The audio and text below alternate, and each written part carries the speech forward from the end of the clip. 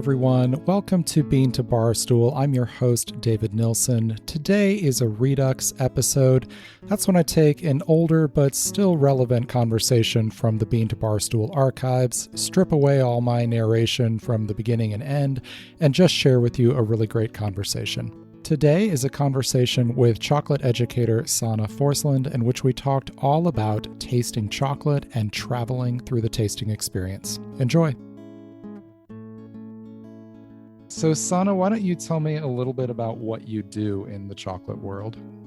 Well, I used to introduce myself as a chocolate educator for a long time, and now I've added chocolate sommelier to the description because it's a word that people know from the wine industry. So it gives people a bit of an idea what I do.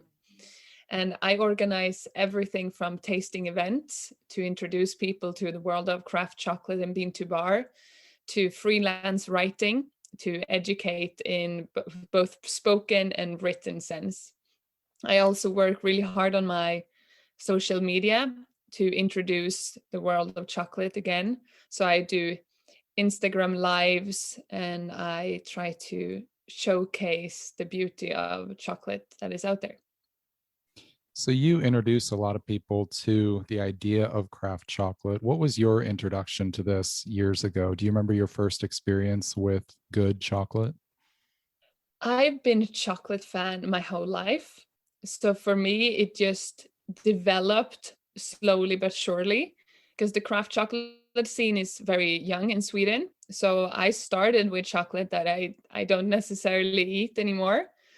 But I remember at the chocolate festival, maybe 10 years ago, where they actually had some American bean to bar makers.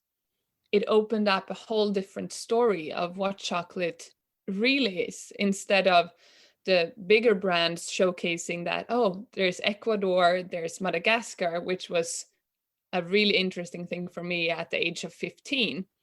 But then when I could actually talk to someone who made chocolate and who had met the cocoa farmers, then I was mind blown, and I realized that I'm not gonna get out of the chocolate.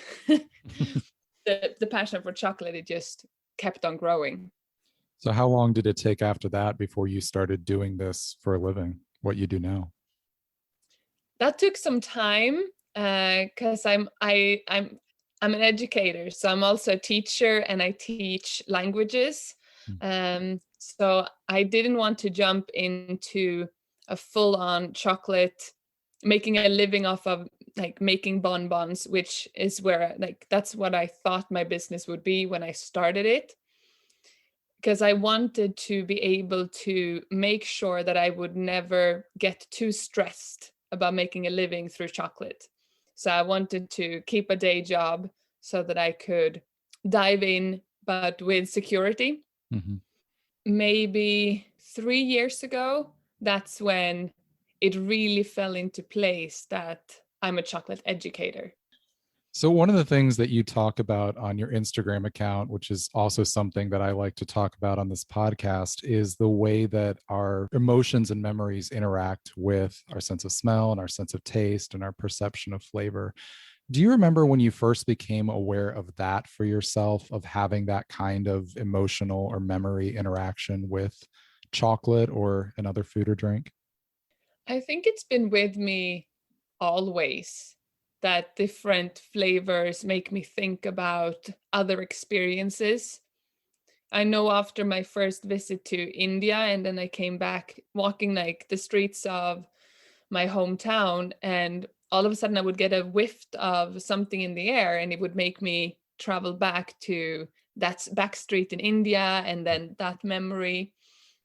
And also with childhood dishes, when you taste something and it reminds me of grandma's cooking. So I've always had that with me.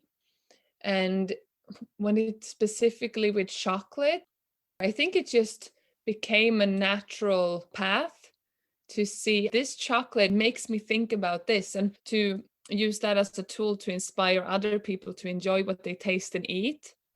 A lot of times that can take us by surprise. You smell something and you're not expecting to have a particular memory or image in mind.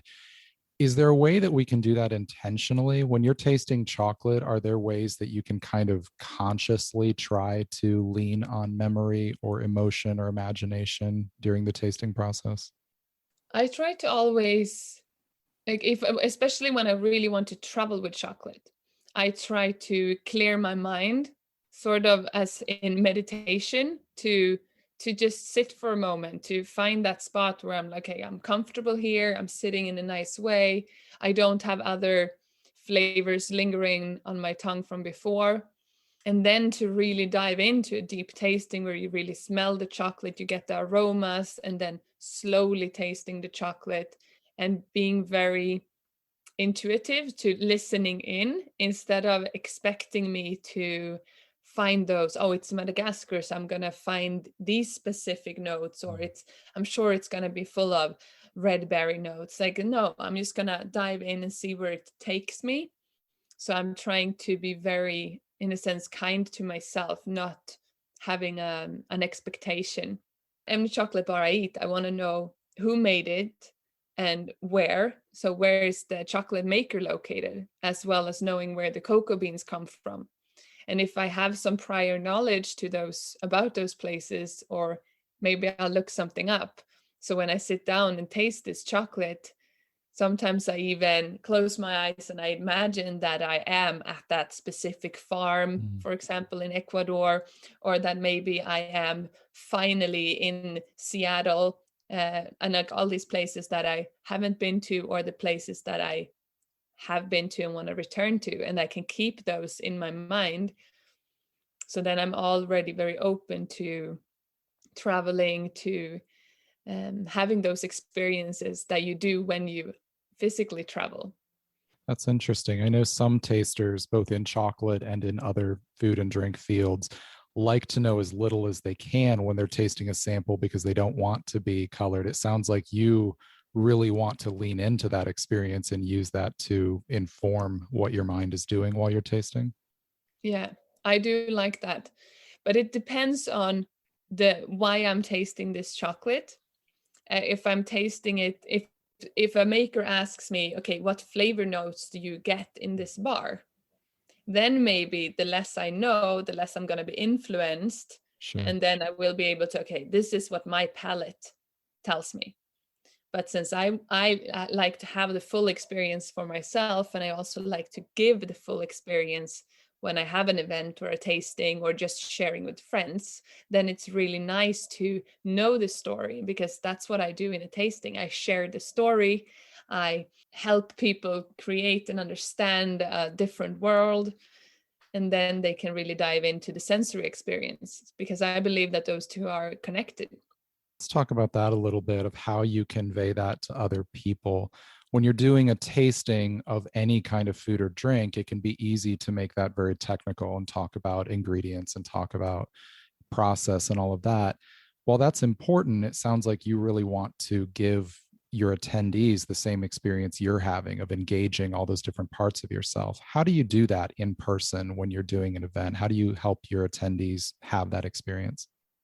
I always try to listen into the group, because people are, as we know, so different, and people might need different tools to be able to understand. Some people are more technical and they come to an event because I want to learn, whereas other people are already very open-minded. So when I start talking about what the cacao tree looked like, you can see that some people, they are very visual, so they will already imagine this by themselves.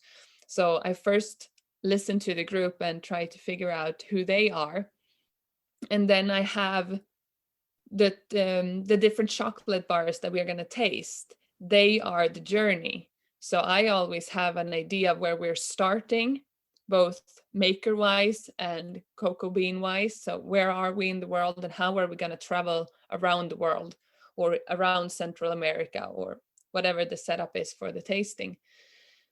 And then I go through one bar at a time, and I always explain the regions, and I can sometimes add in the storytelling of traveling between the places, depending on how much the listeners are enjoying the journey. Hmm. So every tasting that I have is it's dependent on the attendees. I never have a plan that goes A to B and I need to say all of these things, or I need to give them this information, or I need to make sure that they have now traveled with me to Mexico. It depends on them and the questions they ask and how they interact with me and each other. Do you find that there's an ideal size for getting that kind of interaction and getting a group to do that together? Usually around 10 to 12 people, but it also depends on how well they know each other. And if it's a random group, a group of strangers, then I'd say about 10 people. Then you can make eye contact with everyone and you can make sure that they know that I see them. And then it's also easier for them to raise their hand, or even I like it when people can just talk and there doesn't have to be like waiting for your turn. Sure. I lead craft beer tastings professionally. And when I first started doing that years ago, I very much wanted to teach. I wanted to give information. I wanted to improve their knowledge. And I found in recent years that my stance has changed a little bit, of wanting to see what I can learn from my attendees as well. Can you talk a little bit about the experience for you when you're doing chocolate education, of what you get from that, leading the group? I definitely agree when it comes to learning from the group. Because if I go in with the mindset that I know this chocolate, I know these bars, I know the tasting notes, then it's a one-way communication. Whereas if I'm as curious to hear about what flavor notes or memories they get from tasting the chocolate, they will feel that. I think they will feel that positive curiosity from my side as well. And then it's easier for them to share. They will be more, oh, I think maybe there's a little bit of like acidity. Is it a little bit of lemon? If I open up to that conversation. So I never start by telling people what they are going to taste. I try to be really clear with the fact that whatever they taste, that's correct, because it comes about, we all have our own flavor memories and we have different training when it comes to expressing our thoughts about finding the words. So whatever they taste is correct. I'm not going to tell anyone that they are wrong. And as soon as people get that, they become more relaxed. And then the conversation really takes off. For sure. You've mentioned travel a few times. We talked about traveling through the flavor experience, especially in the last year and a half when we really haven't been able to move around the world much. Can you talk about how being able to do that through chocolate and through flavor has been important? It's been so important to me. I've dreamt about traveling since before I could travel by myself. It's been my like go-to thing, not being able to fall asleep as a kid, like closing my eyes and imagining I was traveling all over the world. And with chocolate, it's so easy because I just take a random bar from my stash of chocolate and all of a sudden I get all of these places. I like, as we've already mentioned, where's the maker from? Where are they based? Where does the cacao come from? And all of a sudden, I'm in 3 places at once. I'm still here in Stockholm. I'm in Mexico. I'm in Tanzania. I'm in the US. I'm in Germany. I'm in the Philippines. And it gives me a sense of freedom, both now when it's been difficult to travel, but also from a sustainability perspective. I'm not going to travel as much as I want to because I would like to travel everywhere. And now I travel when I have a reason to, if there's something that I can fulfill or write about or visit someone. But where I hope everyone is more cautious and we don't travel as much. But when it comes to flavor experiences, it's so easy. So as long as we have our minds and memories and a chocolate, then I can go anywhere I want. I love that. So you mentioned sometimes looking up information about the bar, and that can kind of inform some of that travel that you do in your mind. Do you ever find yourself surprised by where your mind goes if it goes against maybe what you were expecting and you get images or places that you weren't counting on during that? Yeah, I mean, as with everything, the mind wanders spontaneously. It's especially when you don't try to control it to see where you end up.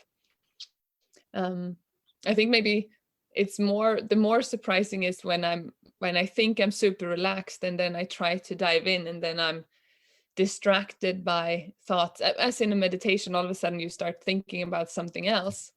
And that's always like frustrating and annoying, and in that sense a bit surprising. But sometimes a bar that I know this one is like tropical fruity and I really enjoy this bar, and in that sense I have an idea of where I'm gonna go and what I'm gonna experience. And then depending on my mood of that day or the conversations I've had prior to the tasting, I can start to think about other things. I don't have a specific example, but it's not linear. Have you had the opportunity in real life to travel to any of these cacao origins directly? My main cacao destination is Mexico. So I've been there both before I knew there was I knew there was chocolate in Mexico, but before I fully apprehended that. And then I've been back several times, and then I've also been lucky enough to see cacao trees in Chiapas in the south, and it's absolutely amazing. And I can't wait to keep exploring all of these cacao plantations and forests with wild cacao. How does that affect being able to taste those chocolates now? Is that just a whole different experience? Yeah, definitely.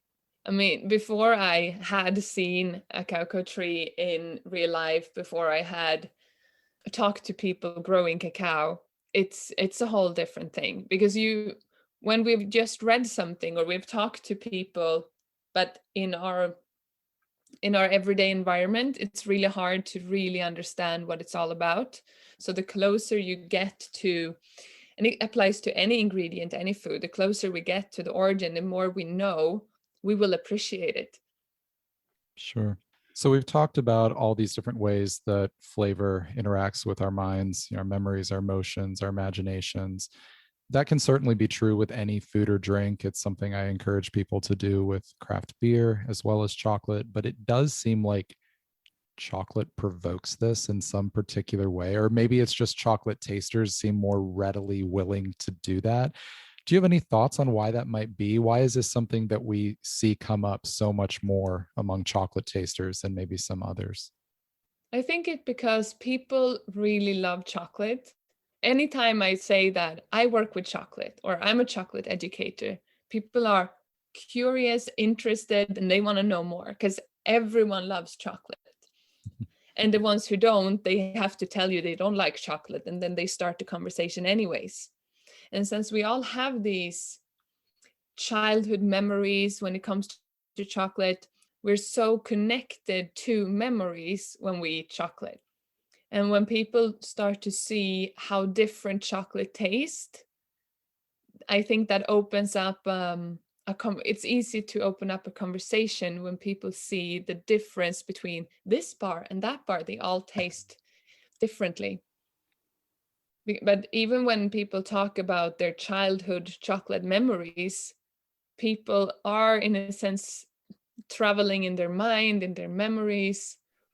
I think that's a big difference to other foods where you talk about flavor, because wine, coffee, beer, people discover those later in life, whereas for most people, chocolate is a childhood connection. So it's something that we have had with us for such a long time.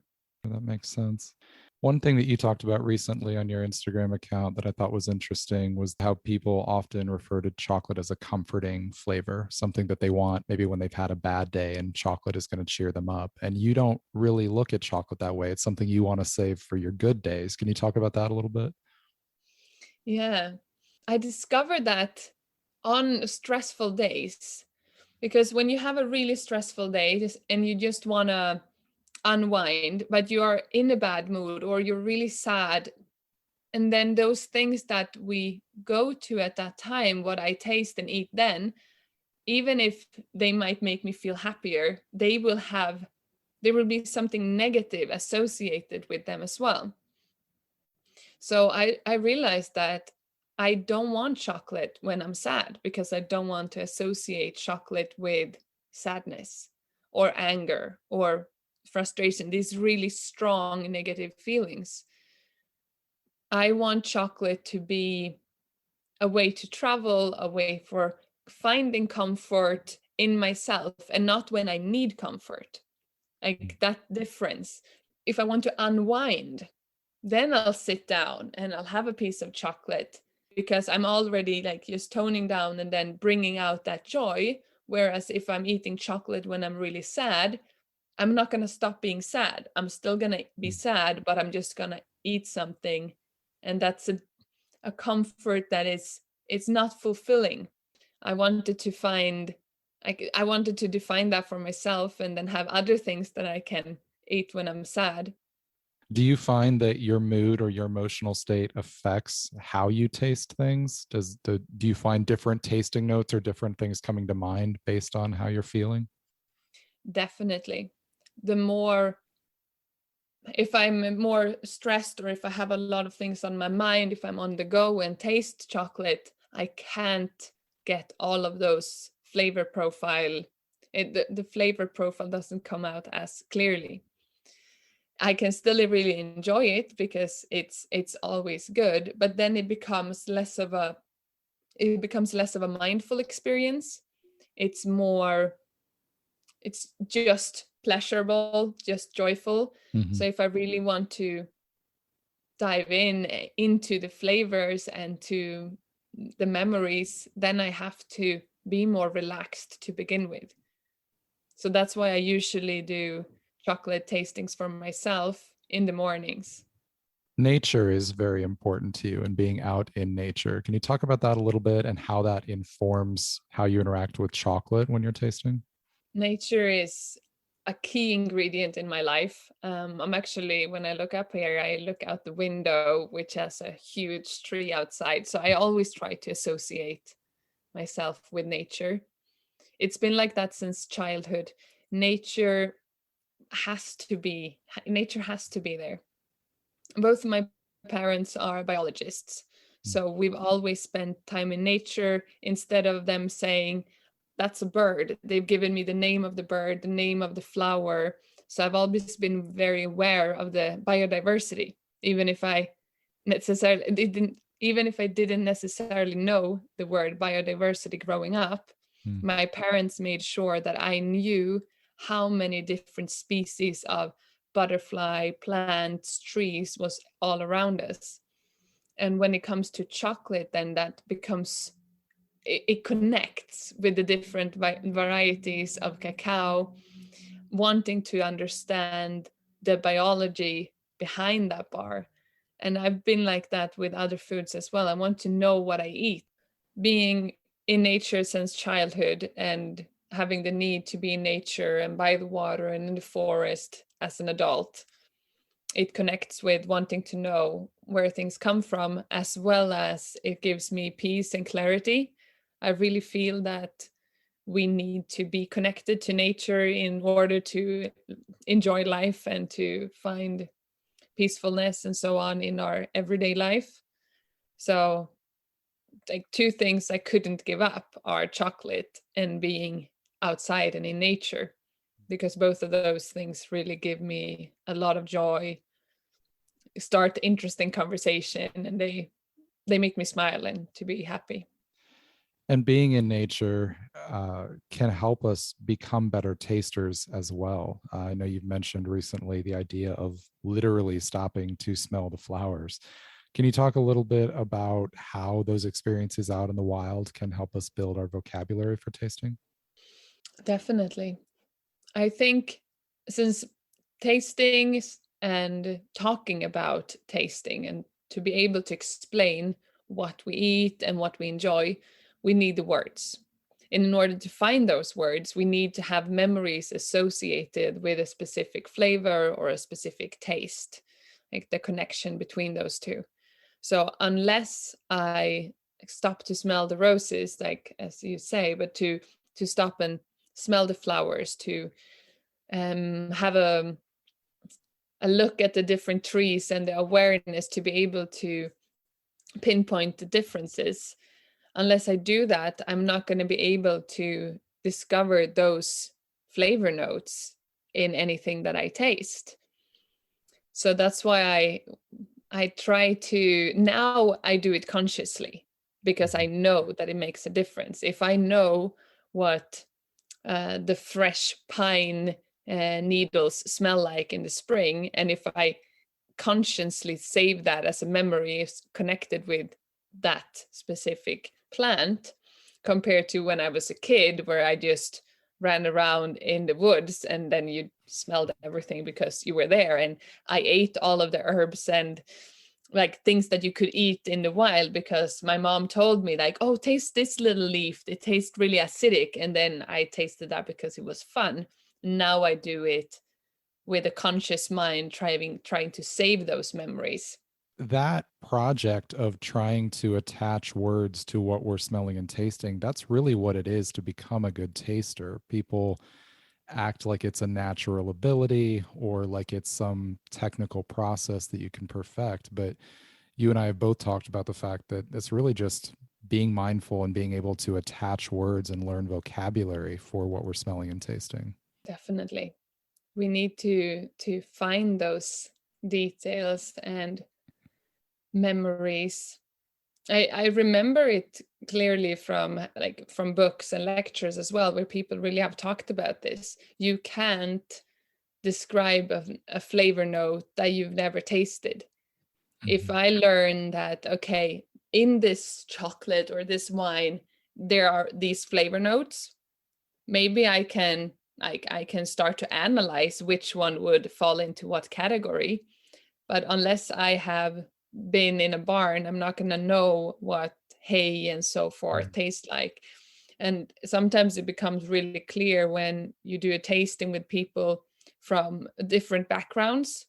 So I might really think of like a deep dark bread, or like a deep rye bread, and that kind of, like, you can get some of those caramel notes in that heavy rye bread. But if someone has never tasted a bread like that, they can't understand what I mean, but they will have a different word to explain that flavor based on their memories.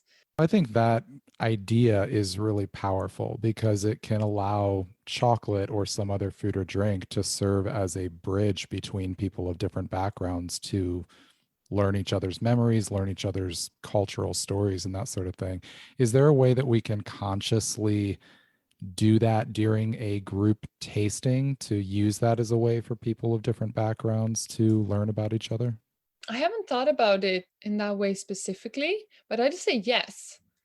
Because if we add that, like I said, part of the tasting, when we really open up to let people share their thoughts. What do you taste? What do you think about when you taste this bar? And if someone then mentions a fruit that the other ones might not know, or they talk about this traditional cake that their grandma used to make, if you, instead of just moving on, say, oh, that's interesting, and then what do you taste? It's like, okay, so that cake, what was in that cake? Or, oh, okay, this fruit, I've never tasted that fruit. Can you tell me more about it? In that sense, we would add that element of further educating me as the one holding the space, but also for the attendees to have a possibility to learn about something that they are not familiar with. Yeah, for sure. So you speak multiple languages, you teach languages. Do you find when you are tasting chocolate that words in different languages will be more appropriate at different times, or do you kind of stick to one when you're doing that for yourself?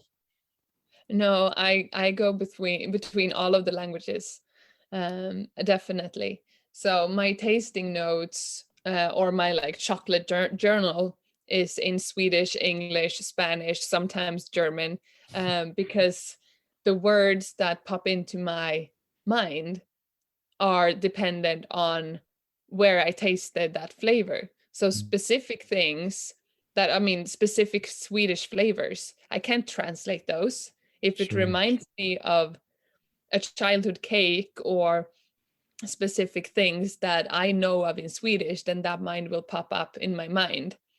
So certain things like lingonberries, then I might, the word might pop up in Swedish, but then I might still write it down in English. Mhm. But certain things I'll switch between the languages. So sometimes my notes are hard for other people to understand. Can you give me an example? What would a flavor be that you're like, nope, it's this word in this language, nothing else quite gets it? There's this spread that I've loved since I was a little kid. That's also part of, like we were talking about, comfort food. This Mhm. is part of that zone for me. So there's this spread that I've always had on bread together with butter, but it has a very unique flavor. The furthest I can come to explain that now as an adult is like a Swedish dulce de leche, but Mm. it's not that sweet. But there's some vanilla notes in there. There's a lot of caramelized. There's a lot of sweet, but you also get like a deep dairy note. So there's no translation to this in any other language. Interesting. Also, like childhood sweets. Like in Sweden, we make a very simple like oatmeal, cocoa powder, butter, and you make little balls out of these and roll them in coconut or in sugar. Mhm. So it's not it's not a strange flavor. It's something that would apply to any language in the sense of the ingredients. But if I have a distinct memory of eating those specific treats, I write it down in Swedish, even if I'm in the middle of writing it. Usually my tasting notes are in English, but then specific words, or if I have something that reminds me of a Mexican dessert, then I'll write that in Spanish for sure. I love that. So I guess wrapping up here, I'd like to hear you just talk about how you taste chocolate. We've talked about the mental space for that and the emotional space. You sit down to taste a chocolate. Walk me through those moments of what you're going to do, how you appreciate that chocolate with your different senses. The typical way for me to taste chocolate would be in the morning. I start my mornings with yoga and meditation.